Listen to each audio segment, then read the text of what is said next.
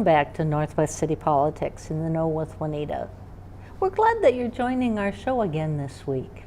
We're very happy that there are people like you out there that are interested in what's happening in our cities. Because it is important for good government that the city council, the staff of the city, and the residents in the city are all communicating together about the issues that are important to all of them. So we're glad that you're interested. And if you haven't watched our show before, each week we'll have on something from one of the 9 cities to update you on what's happening in our cities. So you'll always be in the know if you're watching our program. So we're glad to have you with us, and we do encourage you that if any of the issues that we cover in the program kind of resonate with you, take the time and call the mayors or the city council people and let them know what you think or ask questions. Now tonight we're going to do something a little bit different. We're going to kind of go behind the scenes of both Northwest Community Television, which is where we produce our shows from, and we'll go behind the scenes from our show and kind of tell people how we do it, what's involved, all the details of it. So we're glad that you're along with us for a change of pace. And tonight, our guest is Javier Cedillo. No, I didn't. It was good. Cedillo. Close. It was good. It was very close, but I still run with it. So okay. Yeah, thanks good. for having me tonight. Yeah, we're glad to have you with. Now you're a studio manager, right? Correct. I've been a studio manager at Northwest Community Television for almost 3 years now. So it's been an exciting few years. So yeah. And usually you're the one asking the questions. Tonight you got to sit back and answer them, right? I'm in the hot seat tonight. Right, so usually I have the show, Javier's Late Show. Right. And I had you on the other night, or a few weeks ago, and I asked you a whole bunch of questions. And now I'm the one that's being asked the questions. So yeah. A change of pace. A change of pace. Right. This is fun. I've never done this before. So. Well, I thought we'd start off because a lot of people might not be aware of the history of Northwest Community Television. Now, Northwest Community Television is a public access channel. Tell people, what does that really mean? Yeah, so it's pretty much members, volunteers, and people around the city that come in and they create a show. Any type of show, or they could volunteer on a show, and then that goes into programming. And you could check those out on channel 19 and 20 if you're on Comcast. That's the only way you could be able to watch it. Only if you're on Comcast. In the 9 cities around us. So that's Brooklyn Park, Brooklyn Center, Crystal, Golden Valley, Maple Grove, New Hope, Osceola, Plymouth, and Robbinsdale. Right. And now, when did Northwest Community Television begin? It began in July 26, 1982. A long time ago. Way before I was born. Yeah. And the thing is that this became like the center hub of access, because there used to be little hubs around the cities. But they're like, let's just consolidate these little access centers and just make Northwest Community Television. So that's how this place was funded by the government. So, and then it started out because of when the government started cable, right? Correct. I think it was a right for everybody to be, to have their own freedom of speech. Right. So it gave the opportunity for people to, talk about what they want, and around the city, people need to give information out to the city. So they're like, hey. Well, it's another option than news, newspaper, radio, it's television. So. And so that the public could be heard. Correct, yep. And that the community access is the part that we're involved with. Correct. But it's an umbrella also for Channel 12. Can you give us some details about that? So the difference is that Channel 12 is a news center. So anything that happens around the cities, Brooklyn Park and Crystal, everywhere else, those 9 cities, is covered by Channel 12. So they have their own anchors, their own news, sports center, photogs, reporters. So anything that happens around the cities, they're on it, and they're playing it that same day. So. Yeah, and people really enjoy that, because then you know what's really happening in your area. That's right. Major elections. People who are running for office, for school, mayors, or anything like that, that's covered by Channel 12. Here on this side, we're more focused on volunteers and members, trying to focus on what they're trying to say out to the community. So. And there's only a few restrictions on the kinds of programs, right? That's right. The only thing we don't allow is just personal programs, weddings, anniversaries, birthdays, funerals, or anything like that. You can't talk about lotteries or, if someone says, "Come check me out at this store, it's this much." We can't. You can't have any of that. But you're always, you could always come in and do a cooking show. You could come and read. You could come and talk about a movie or anything like that. But you can't, have personal information going out. So. And it's not for making money. Exactly. It's not for profit. Since we're a nonprofit organization. So. And how is it funded? We are funded by Comcast and cable subscribers. If you look at your cable bill, usually it says, fees are paid to Northwest Community Television. So a percentage of that goes to Northwest Community Television. First Comcast, then here. And people usually come up to me as like, well, I don't have Comcast, I have satellite. Well, satellite doesn't provide internet, so I'm like, who provides internet for you? They're like, Comcast. Well, that's how Comcast still funds us through your internet bill. So. Yeah, so for people to get involved at the station like I have, I usually tell people what it's going to cost you is your time. Exactly. Because it's not going to cost you any money. Some programs can put money into their program, but the whole process of what happens here is free to the volunteers. It's free. Everything here. We also have classes. Those are free. We never charge a dime to anybody unless they're buying merchandise or anything like that. CDs, DVDs, SD cards, or anything like that. Then money. But other than that, we don't charge anybody. And again, we have 80,000 cable subscribers, we could say that 80,000 people are watching your program. A lot of people, opportunity to, right? Exactly. If you have a message or if you have an idea or if you just want to have fun in front of the TV, it's like, hey, go for it. There's 80,000 people waiting to see what you have. On the public access side, you've got volunteers and you've got staff. Why don't you first tell us about the staff? Who's on the staff and the staff how it works? So the staff is, I'll start with my boss. She is the best boss in the world. Is Barb Nolan Clark. She is always happy and she's always trying to make everything happen. If you have a problem, she's determined to figure it out. Oh, definitely. So, and the next person is Tamisha. Barb and Tamisha have been here since the start. Tamisha has a lot of knowledge. That's like my go-to person. If I have a paper that I wrote and I was like, I need someone to look at it, she has all the corrections and marks. And she's fun. She's always willing to help for anything. Nikki Jacket, she's the studio manager here. She's the one that recommended me, referred me, so I owe her a lot, and because this is the best job in the world. And the next person is Dustin Cooper. We used to have Roger Larson, but eventually he had to go to Channel 12, moving on up. But now it's Dustin Cooper, and he's a new studio manager, and he's very knowledgeable on pretty much everything. Nikki, Dustin, and I have gone to the same school, have as much knowledge as everybody here. So it's our job to pass on the knowledge that we got from school. So and then as a volunteer in the public access side, I can only say amen, because I've gotten so much help from everybody that works here.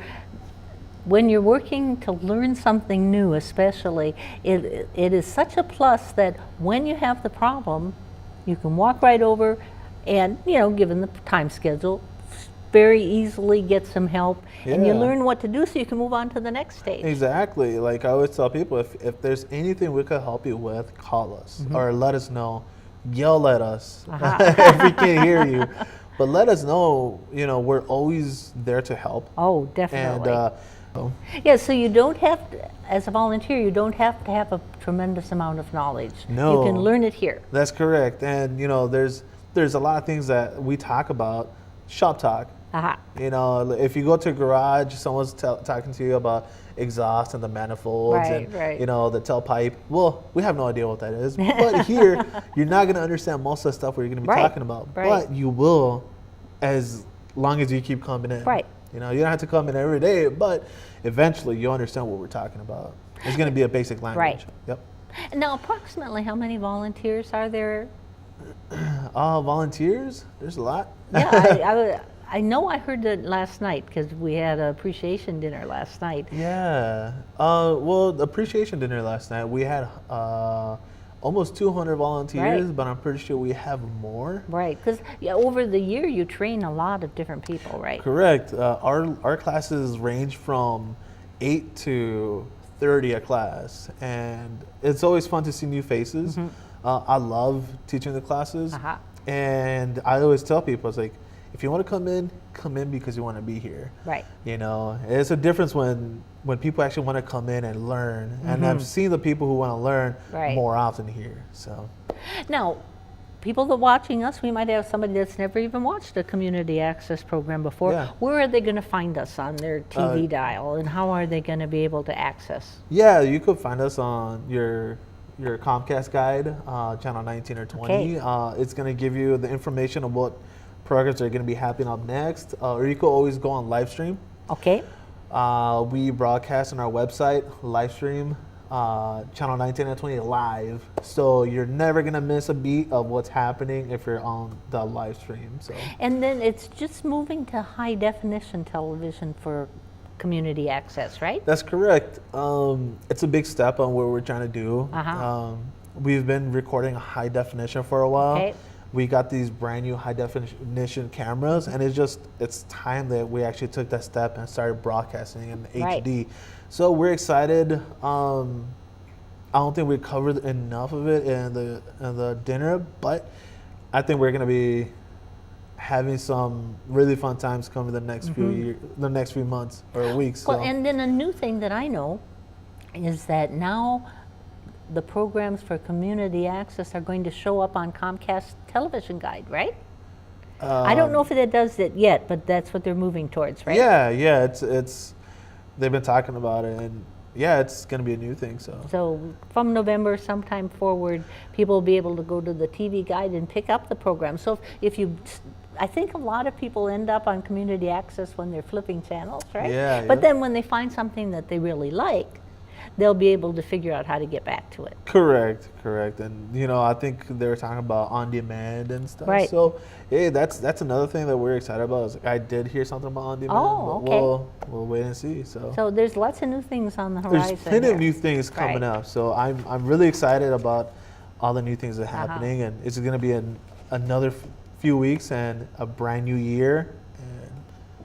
There's a website for Northwest Community Television. Correct, and that's Maybe you can tell us about it and what people can find there. Yeah, so that's NWCT.org, and you can pretty much find anything you need. We have PDFs of guides on how to use our camera, studio, and editing, Final Cut. We're going from Final Cut 7 to Final Cut X, or 10. And you could find all those PDFs. You could find our live stream on there also. You can find the dates and times of our studio schedule. So if you want to come in and check out your show, let's say somebody wants to check out your show live, they could go on our website, check on the schedules, dates and times, and they could see what's happening. So there's a lot of information there. There's so much information, and it's so easy and basic that you could just go on there, understand what's going on and what resources. And it's an easy to use website. Correct. Yep. But people can connect there if we're saying some things that make you think, oh, I want to know more. Go on the website as a starting point. Go on the website, and if you have no idea what's going on, give us a call and we'll help you out. Now, how people get involved is the next area that we're going to cover. And I think some of your advertising is how you can have your own TV program, right? That's right, correct, yep. And it's a really simple thing, so. And so, say we've got somebody else out in our audience, we've been talking a little bit and they're thinking, oh, maybe that's something I'd like to learn more about. What do they need to do? What's the first thing that they need to be aware of? The first thing that they need to do is walk through those doors. The only hard part is going on our website and finding the address. That's the hardest part you have to do. I think you're right. So that's the hardest thing you have to do is just look up where we're at. And the funnest part is going through those doors because we're always with open arms and accepting anybody through those doors. We'll let you know what's happening that day. We'll let you know when classes are happening. And we'll give you as much information as you need to figure out what's going on. So. Okay, and then people need to go through some classes to be certified, and it's kind of an introduction to a number of areas. But let's start out with, because you have an orientation class that everybody needs to go. Want to give us a brief overview of the orientation class? What is it? What are people going to learn? So from that? so orientation is pretty much. We cover the basic information on what this studio is about. Okay. We let them know about rules and regulations. We tell them what to expect. And we let them know that what programs we have on television and where to find us at 9, 10, and 20. Yeah. So those are the basic information that we give in orientation, rules, regulations, just the basics. Okay. And then there they get to sign up for the next classes that we provide. Well, we could let's start with portable cameras. Okay, sounds good. Okay, that class people have to take before they can use any of the equipment. Correct. Right. So what will people what should they expect to learn if they come in here and sign up for that class? Yeah, so they sign up for that class. What the things that we'll teach them is how to use a rule of thirds, how to properly shoot on video. I see a lot of people, just using the frames wrong. Oh, right. It just looks a little off. So we teach people how to properly frame a subject and how to how to get some good audio. We teach them how to get some good video. White balance is one important thing. And how to shoot in high definition. So rules are, and we let them know about what the rules are not to be bent with these cameras because these cameras are expensive and we want to be super careful with them. So well, and it's such a resource for the community that the kind of thing that you couldn't probably even afford to buy, you can have the use of. You need to know how. That's right. And then you need to take care of it. But that's something that people that are interested in photography of any kind might want to explore. Exactly. When I went to school, I've been doing photography since I was 15 years old, 16 years old, somewhere around there. And when I went into cinematography, I was like, this is the exact same thing. And I had just as much more fun, than doing photography.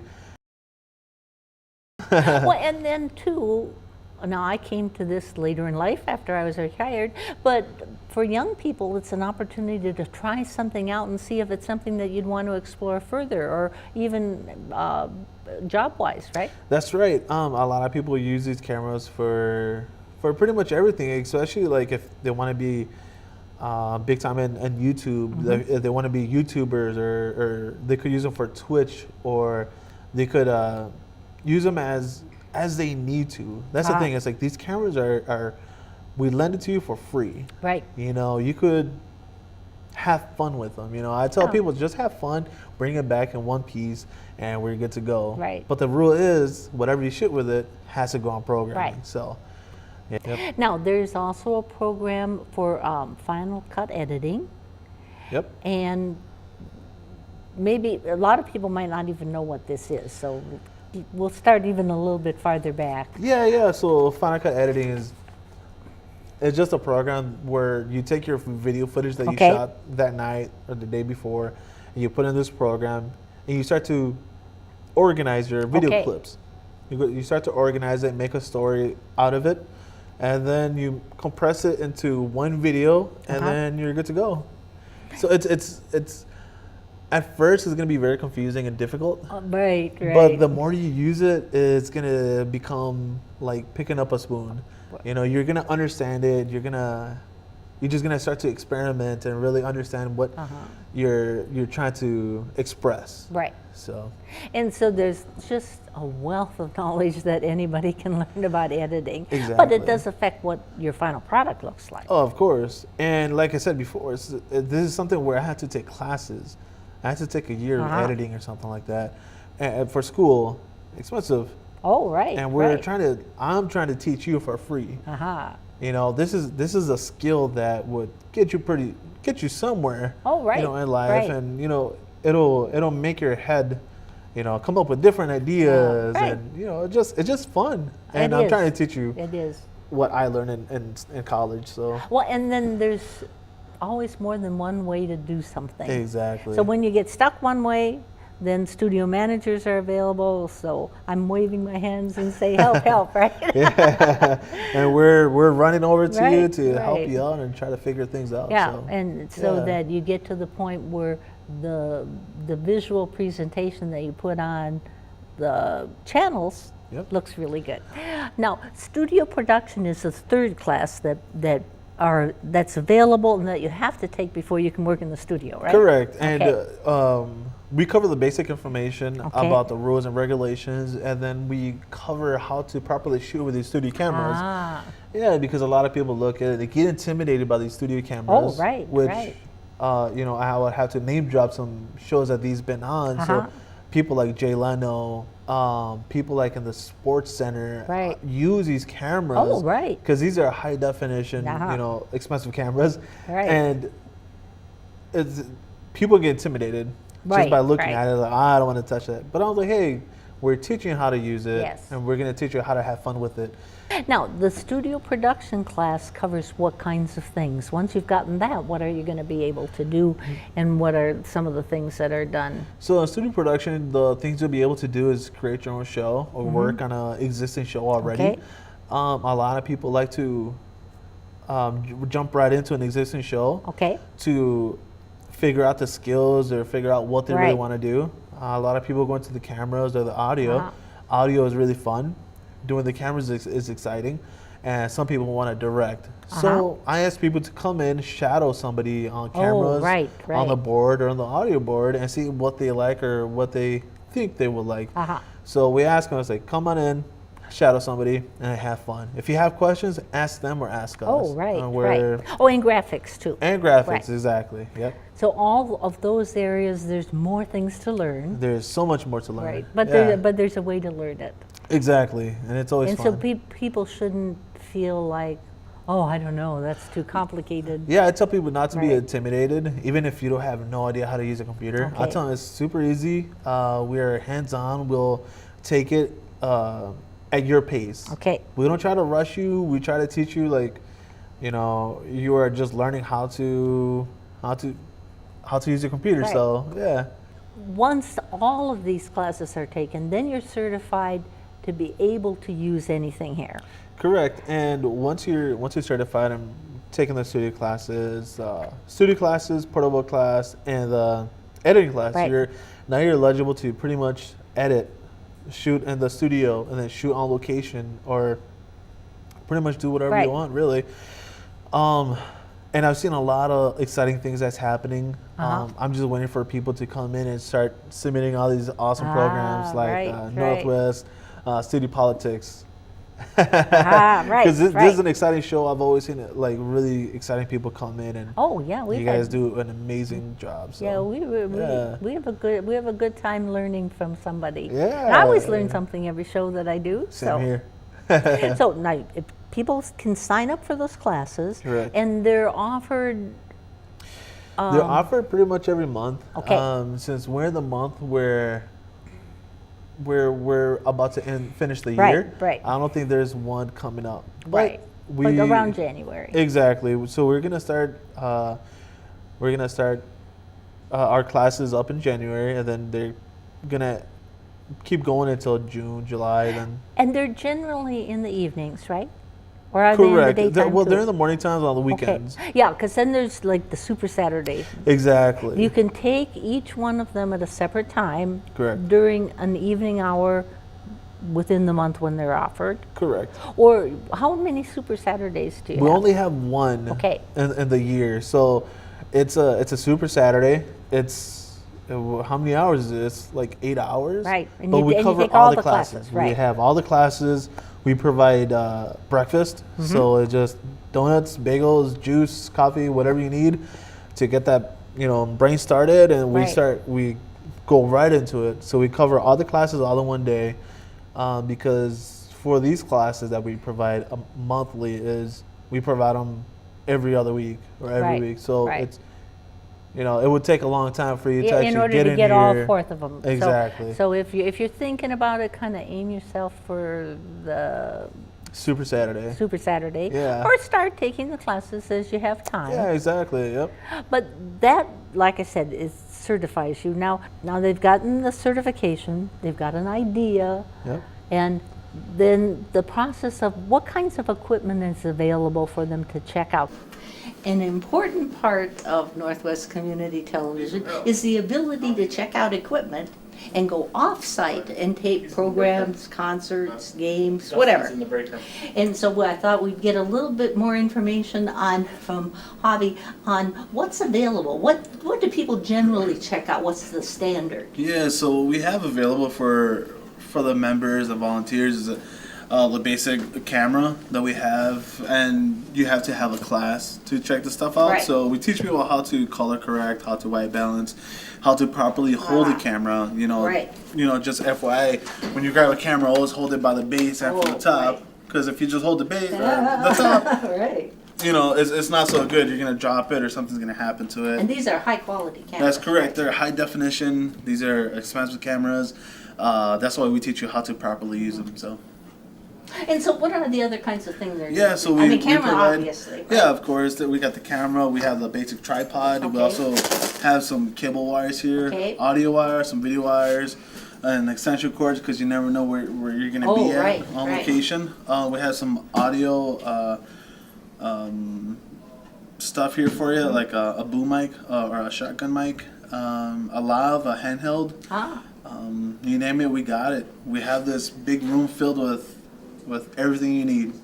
So this would provide the basics for somebody just starting out. Correct, yep. And then as they gathered experience and wanted to try different things, then they would just need to come to you or one of the studio managers and get some help on what do we need to do next. Exactly. Come to me, come to Dustin, Nikki, Tamisha, or Barb. We're always here. We're always here to help. And if you ever have any questions about any of this stuff, always ask. Then you can dive into it. And that's the best way to learn. You learn by doing. Yep. Exactly, and that's the best way to learn anything. It's getting hands-on.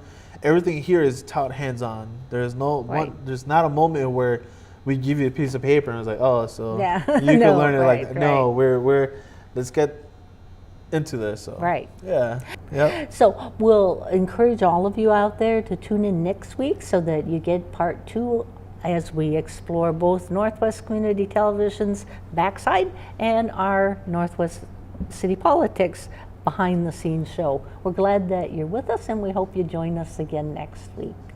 Bye.